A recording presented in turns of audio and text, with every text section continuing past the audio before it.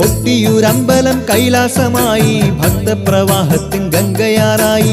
ദക്ഷന്റെ ഹോമത്തിൻ ഭൂമി വിളങ്ങി, ദക്ഷിണ കാശിയെ നമ്മൾ വണങ്ങി.